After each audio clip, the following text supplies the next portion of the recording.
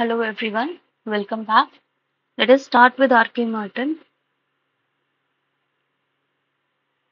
Okay, so we have done four thinkers before this, and now we will do Merton. After that, we will complete Mead. So let us start. Okay, so before starting, let me tell you about our link, about our blog. It is brainstormingsociology.wordpress.com, and you can uh, you can get the sociological analysis of various topics of contemporary topics on this website, and you can also connect with us on Telegram. So let us finish Martin first, then I'll show you our blog also. So he was a let's see his background. He was a student and a lifelong critic of Parsons. Okay, one of the issue he criticized Parsons' theory, the theory building strategy. That is how Parsons tried to build theory, and Merton suggested on alternatives to that. According to Merton, Parsons' attempt of building of on all-encompassing system of concept is sterile and futile. इसके according वो जो कर रहा है वो सब बकवास है. ठीक है, वो एक जनरल ओरिएंटेशन है. ठीक है, कि किस तरह के वेरिएबल्स होने चाहिए when we should take into account. और पर ये कहते हैं कि वो एक एज अ थ्योरी जो है वो एक प्रीमेच्योर है, स्टेराइल है, बहुत ज्यादा ही. वो कहते हैं Parson developed such a general theory that empirical groundwork of such theory wasn't built up. ठीक है, that is why it is premature. He says Parsons tried to be Einstein of the sociology when there is no Kepler in the sociology. Okay, Parsons wants to build a single theory model which through which all aspects of society which are inspired by the motives, not purely scientific.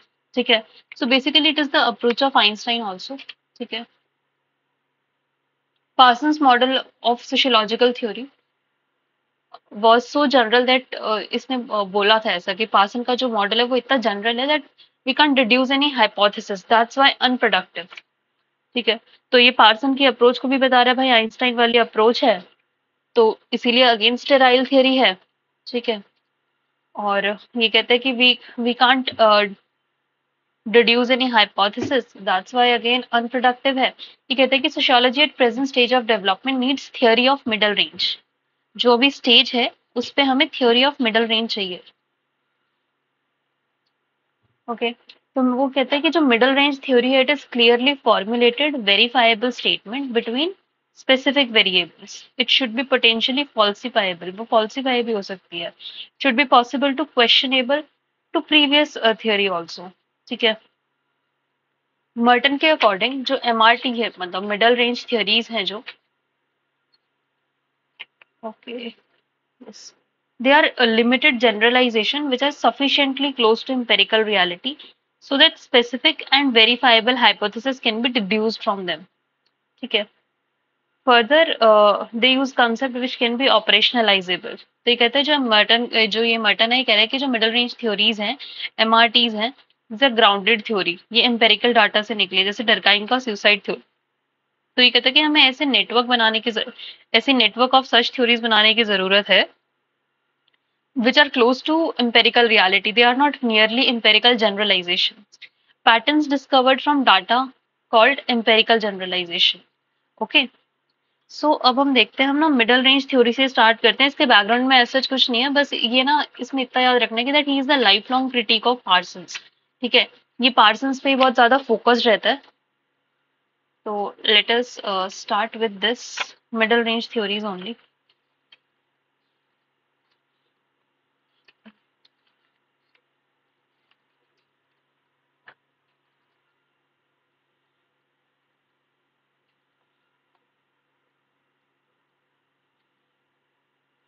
हमने देख लिया he was a life long critic of Parson. Parson का work इसने क्या बोला था, किस basis पे इसने क्रिटिसाइज करा था पार्सन को. कहता कि भाई उसमें एक तो फंक्शनल यूनिटी नहीं है, फंक्शनल यूनिवर्सैलिटी नहीं है, फंक्शनल इंडिस्पेंसिबिलिटी नहीं है.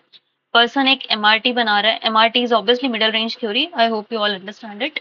To understand specific delineated concepts in society, जिनके फंक्शंस हो सकते हैं, डिसफंक्शंस हो सकते हैं, नॉन फंक्शंस हो सकते हैं, ठीक है, बोथ मैनिफेस्ट एंड लेटेंट। इसको ही thought that the concern of sociology is not a grand theory, ये कहते हैं सोशियोलॉजी का कंसर्न नहीं है ग्रैंड थ्योरी बनाना जैसे पार्सन और मार्क्स ने करा, बट अंडरस्टैंड करना डेली सोशल प्रॉब्लम्स को through net balance analysis of such functions and dysfunctions. ये असर्ट करता है कि जो सोशियोलॉजी है ना, it is not even close to the maturity level of natural sciences, so we should hence should take baby steps in that direction instead of building universal theories. Okay, so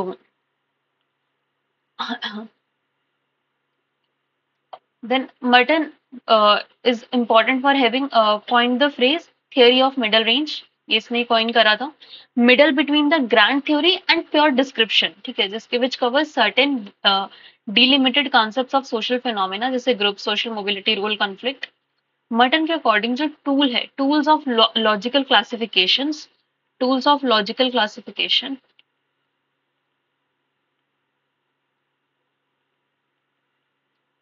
उसको उसने कहा paradigms, ठीक है, which are necessary steps in constructing theories.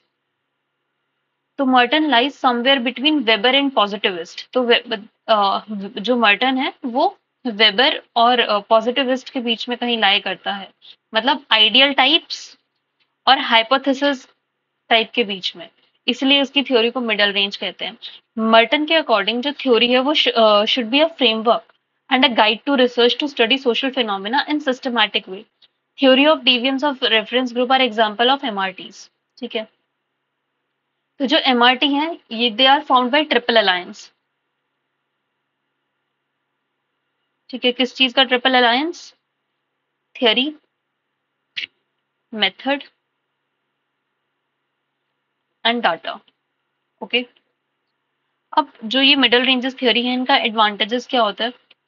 these are scientific, they are practically applicable, they are shorter or a smaller sample, less time plus less cost, ठीक है। पर इनका disadvantages भी है, लिमिटेड स्कोप है ऑफ फ्रेमिंग यूनिवर्सल थ्योरी क्योंकि abstraction कम है, hard to see what is middle range phenomena क्योंकि सब्जेक्टिविटी तो आएगा ही आएगा, जो मेरे लिए सब्जेक्टिविटी इज ऑब्वियसली ना, जो मेरे लिए कुछ और है वो आपके लिए कुछ और है, ओवर एम्फेसिस है डाटा पे, ठीक है। अब उसके बाद है ना हम पर देखते हैं, अब ये जो ये थियरी एनालिसिस में था ना इसका method, this method is functional paradigm. तो हम यहाँ पे अब वो पैराडाइम ऑफ फंक्शनल एनालिसिस देखते हैं।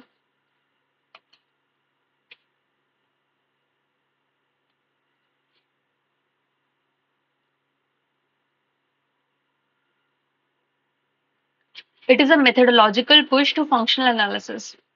Merton goes beyond the boundaries of traditional functionalism, ठीक है, which considers functional unity, universalism, indispensability and gives new insights on these postulates, ठीक है।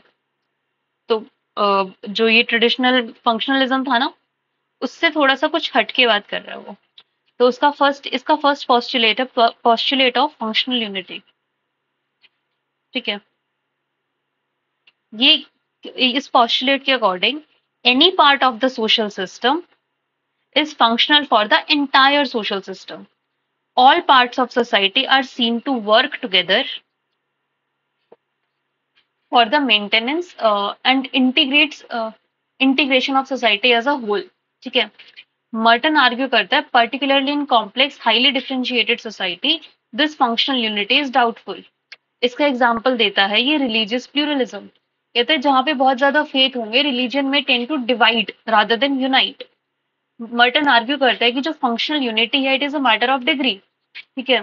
तो जिसका एक्सटेंट है वो हम किसी इन्वेस्टिगेशन के थ्रू पता कर सकते हैं रादर देन इस अजम्पशन के साथ अज्यूम करना कि वहां पे फंक्शनल यूनिटी होगी ही होगी। Idea of functional unity implies that a change in one part of the system will automatically result in the change in other parts, ठीक है। मर्टन कहता है कि इट इज द जैसे अपन इन्वेस्टिगेशन करेंगे उससे हमें पता चलेगा कि जो फंक्शनल यूनिटी है उसमें क्या होता है कि अगर एक पार्ट में चेंज हुआ है सिस्टम के तो उससे अगला पार्ट भी चेंज हो जाएगा, बाकी पार्ट्स भी चेंज हो जाएंगे, ठीक है। वो कहता है कि हाईली डिफरेंशिएटेड सोसाइटीज जो हैं वहां पे इंस्टीट्यूशंस जो हैं they may have a high degree of functional autonomy, ठीक है। तो जो चेंज है एक पर्टिकुलर इंस्टीट्यूशन में मे हैव लिटिल और no effect on others, okay. Then second है इसका postulate of functional universality.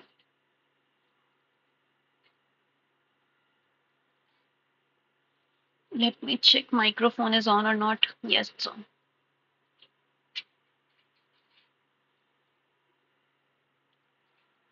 Postulate of functional universality में क्या बोलता है, कहते हैं जितने भी स्टैंडर्डाइज सोशल और कल्चरल फॉर्म्स हैं इनके पॉजिटिव फंक्शंस हैं, okay. Merton argued that the assumption that every aspect of social system perform a positive function, okay, they perform a positive function, is not only premature but it is also incorrect, ठीक है। Merton ने कहा कि ये assume करके चलना कि हर aspect जो है सोशल सिस्टम का, हर पार्ट है जो सोशल सिस्टम का, उसका फंक्शन हमेशा पॉजिटिव ही होगा। जैसे इसने रिलीजन के लिए बोला, ठीक, क्योंकि डरकाइन कहता है ना कि भाई रिलीजन इज फंक्शनल। इसने कहा कि नहीं, जरूरी नहीं है, जहाँ पे रिलीजियस प्लूरलिज्म होगा वहां पे रिलीजन यूनाइट करने की जगह डिवाइड करेगा, ओके। तो इसने यहाँ पे कहा कि तो जरूरी नहीं है कि अगर एक एस्पेक्ट है सोशल सिस्टम का, कोई एक पार्ट है सोशल सिस्टम का, वो हमेशा पॉजिटिव फंक्शन ही करे, ठीक है। इसने कहा कि जो फंक्शनलिस्ट एनालिसिस है should proceed from the assumption that any part of the society में बी फंक्शनल, ठीक है। इसने कहा ना पॉजिटिव करे जरूरी नहीं है, वो कहते हैं वो फंक्शनल भी हो सकता है, वो डिसफंक्शनल भी हो सकता है और वो नॉन फंक्शनल भी हो सकता है। तो पॉवर्टी जो है वो डिसफंक्शनल हो सकती है पुअर के लिए, बट नॉन पुअर के लिए वो फंक्शनल है। मर्टन ने कहा कि जो पोस्टुलेट है यूनिवर्सल फंक्शनलिज्म का should be replaced by provisional assumption कि that persistent cultural forms have net balance of functional consequences either for the society considered as a unit or for subgroups sufficiently powerful to retain these forms intact by means of direct coercion or indirect persuasion, okay। अब हम देखेंगे function of postulates of indispensability, okay. ये कहते हैं कि कुछ certain institutions हैं, कुछ सोशल अरेंजमेंट्स हैं जो इंडिस्पेंसिबल है सोसाइटी के लिए। Functionalist often seen religion in this light, ठीक है। रिलीजियन को ही जनरली देखे, जैसे डेविस एंड मूरे ने कहा कि रिलीजन एक यूनिक और इंडिस्पेंसिबल पार्ट है सोसाइटी का। मर्टन ने क्वेश्चन करा, ठीक है, कि बहुत से ऑल्टरनेटिव्स हैं इंस्टीट्यूशंस के जो सेम फंक्शनल प्रीरिक्विसाइट करेंगे, तो कोई ये अज्यूम करना कि फैमिली, रिलीजन्स और ये सोशल स्ट्रेटिफिकेशन ये नेसेसरी हैं, ठीक है। इसने कहा कि नहीं, हर चीज का एक ऑल्टरनेटिव है, एक इक्विवेलेंट है, ठीक है। तो जैसे इसने कहा कि जो पॉलिटिकल आइडियोलॉजी जैसे communism, it can provide functional alternative to religion, ठीक है। It can meet the same functional prerequisite as religion. Merton ने आर्ग्यू करा कि जो पोस्टुलेट्स है फंक्शनल यूनिटी का और यूनिवर्सल फंक्शनल का और इंडिस्पेंसिबिलिटी का are little more than articles of faith, they are the matter of investigation and shouldn't form prior assumptions, ठीक है। उसके बाद हम देखते हैं, okay, we will see manifest and latent functions, yes, manifest and latent function।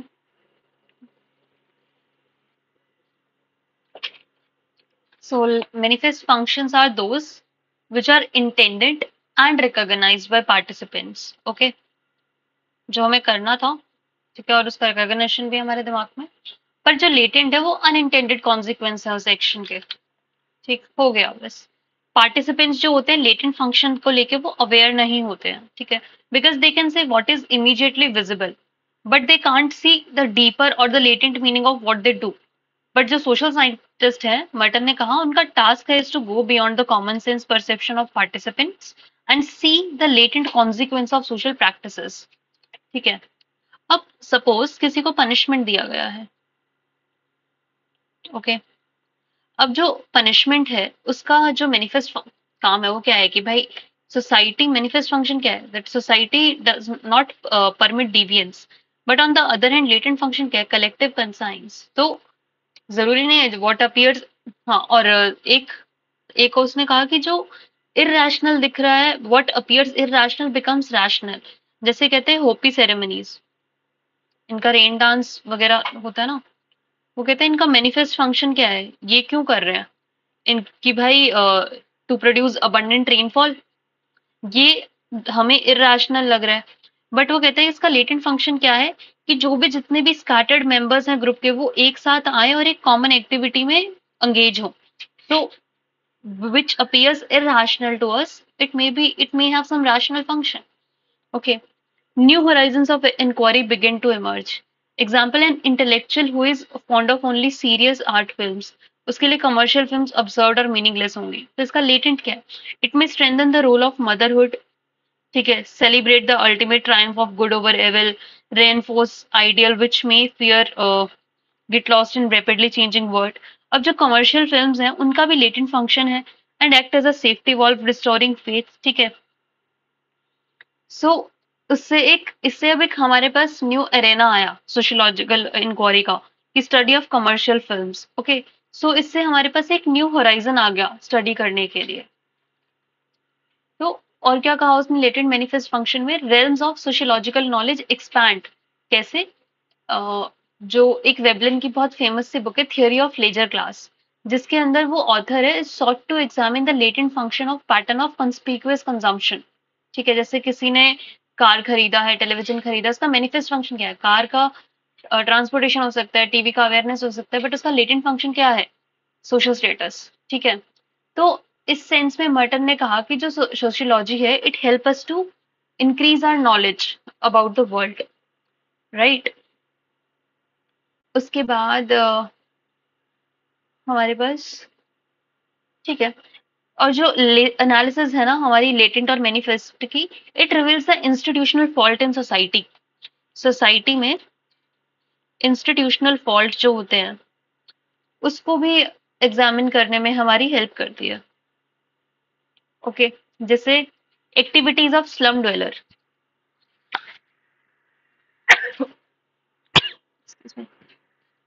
सो जैसे lack of food, housing, education, ठीक है, ये सब हमें पता चल रहा है ना। लेटेंट वही है ना कि भाई स्लम डवेलर, जो स्लम डवेलर्स की एक्टिविटीज हैं वो चोरी चकारी कर रहे हैं, वो उसका उनका मैनिफेस्ट फंक्शन है। बट लेटेंट फंक्शन क्या है कि भाई उनके पास खाना नहीं है, रोटी कपड़ा मकान नहीं है, ठीक है।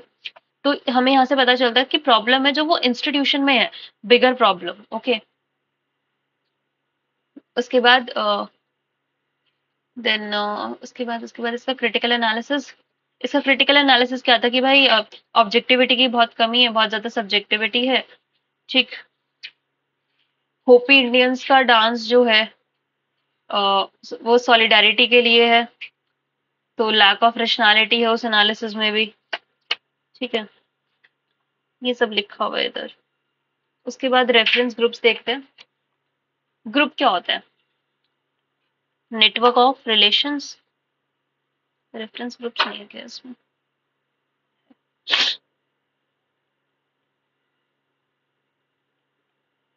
ओके, रेफरेंस क्या, नेटवर्क ग्रुप क्या होता है? नेटवर्क ऑफ रिलेशनशिप, ठीक है। तो रेफरेंस ग्रुप क्या हुआ?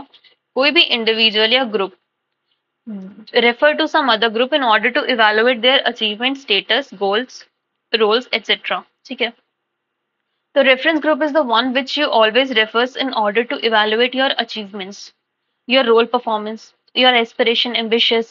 It is only a reference group that tells you whether you are a right or wrong, whether whatever you are doing badly or well, ठीक है। One might say that the membership groups which you belong are your reference group, ठीक है।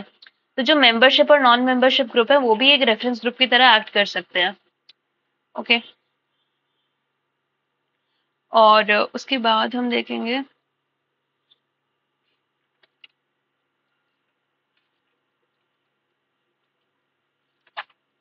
Membership group. Okay, ठीक है। सी, membership group क्या होता है? It shapes human beings day to day behaviour more clearly and more concretely. किसी भी group में मेंबर्स जो होते हैं वो कॉन्शियस होते हैं अपनी आइडेंटिटीज को लेके, वो अवेयर होते हैं वो क्या कर रहे हैं क्या नहीं कर रहे हैं, ठीक है। तो जो ग्रुप के नॉर्म्स होते हैं वो मोरली बाइंडिंग होते हैं, ठीक। तो किसी भी मेंबरशिप ग्रुप के तीन कैरेक्टरिस्टिक्स होते हैं। एक तो high frequency of interaction, frequency of interaction बहुत ज्यादा होगा, ओके, ये सब लिखा हुआ है इधर, ठीक है। High frequency of interaction, interacting persons define themselves as member, जो इंटरैक्ट कर रहे हैं ना वो खुद को मेंबर्स की तरह आइडेंटिफाई करेंगे। वहां पे मेंबर्स की, जो ग्रुप के मेंबर्स हैं उनकी एक पैटर्न एक्सपेक्टेशंस होती हैं एज मेंबर्स, और forms of interactions which are morally binding. Persons जो होते हैं ग्रुप में, they are defined by others as belonging to the group, ठीक है। उसके बाद नॉन मेंबरशिप में क्या आएगा, those who do not meet the criteria of the frequency of interaction and are of pattern expectations. तो नॉन मेंबरशिप ग्रुप भी तीन टाइप के ही, ठीक है। अभी इससे पहले मैं एक दो चीजें और बता देती हूँ।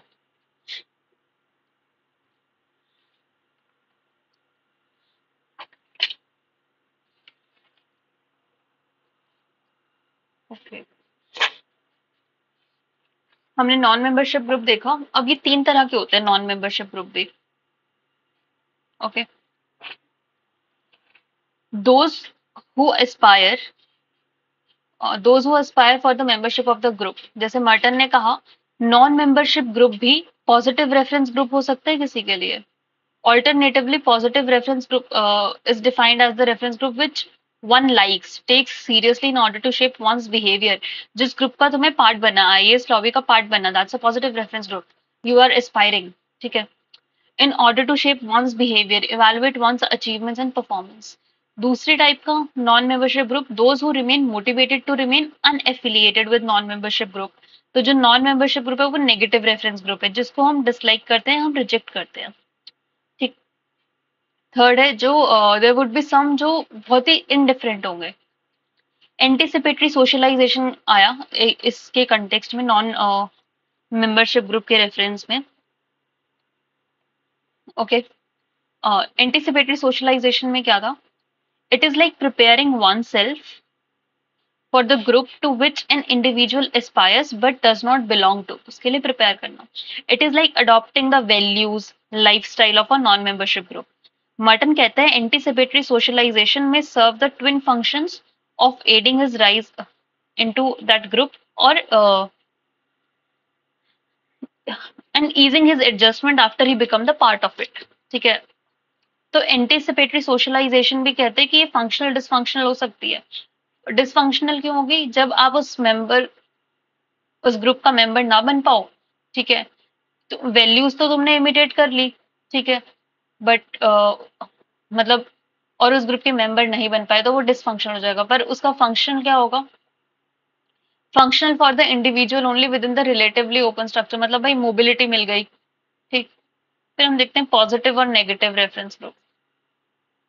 पॉजिटिव नेगेटिव रेफरेंस ग्रुप में क्या है, पॉजिटिवली क्या है, seriously taken in order to shape one's behavior and evaluate one's achievement and performance.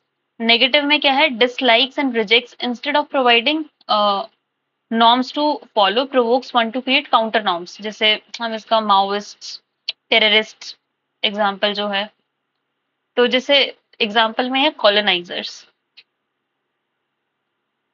ठीक। अब इस फिर पॉजिटिव भी है, ये नेगेटिव है। पॉजिटिव कैसे, कुछ जो native, some natives hypnotized by the success, अब कुछ नेटिव्स थे जो बिलीव करते थे इनकी सक्सेस स्टोरीज पे, इनका लाइफस्टाइल कॉपी करना, ठीक है, उनकी लैंग्वेज बोलना। पर कुछ इसको एज अ नेगेटिव ग्रुप भी ट्रीट करते थे, ठीक है, वो उनको हिट करते थे उनके एक्सप्लॉइटेशन, एरोगेंस के लिए, ब्रुटैलिटी के लिए, ठीक है। तो किसी के लिए को कुछ पॉजिटिव भी हो सकता है सेम ग्रुप, और वही सेम ग्रुप किसी के लिए नेगेटिव भी हो सकता है, ओके। उसके बाद देखते हैं रेफरेंस इंडिविजुअल और रोल मॉडल। रोल मॉडल के लिए क्या बोलता, कहता है कि मोर रिस्ट्रिक्टेड स्कोप है, limited identification with an individual. Reference individual क्या है, approximate the behaviour and the values, ये इसमें कुछ नहीं है, ये तो जो इम्पोर्टेंट है वो बता दिया मैंने। और इसके बाद हम देखेंगे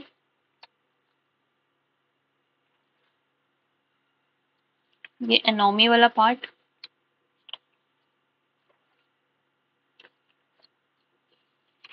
कुछ रहा तो नहीं ना। कंफर्मिटी डिविएंस से पहले हमें एनोमी देखना पड़ेगा ना।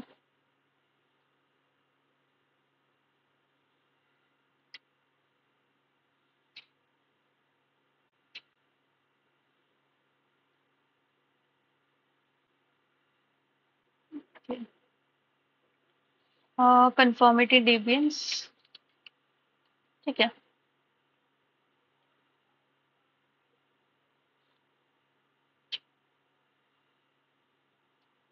इससे पहले हम एनॉमी देखेंगे माइल्ड डरकाइन का, मैंने बोला होगा कि मैं यहाँ पे ही कराऊंगी उसको, so let us C.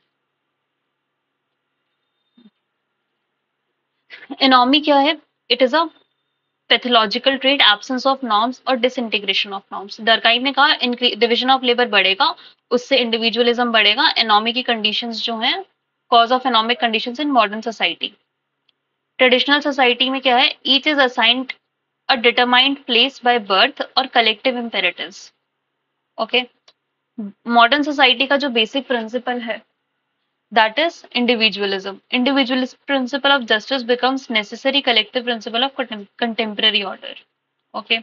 Society is based on individual differentiation and equivalent of collective consciousness of society is dominated by mechanical solidarity. Okay, ये हमने पढ़ लिया था वैसे, कॉम्प्लेक्स और मॉडर्न सोसाइटी, ट्रेडिशनल और मॉडर्न सोसाइटी में ऑर्गेनिक मैकेनिकल सॉलिडारिटी। ठीक है, कि 19th सेंचुरी में हाई रेट ऑफ सुसाइड था। क्यों था? मैरिटल ब्रेकअप हो रहे थे ना, इंडस्ट्रियलाइजेशन हुआ, अर्बनाइजेशन हुआ, स्लम्स बने, ये सब। एनॉमी एक क्रॉनिक स्टेट ऑफ अफेयर है in modern socio economic system, occurs at the time of extreme economic crisis as well as at the time of extreme economic prosperity. Okay.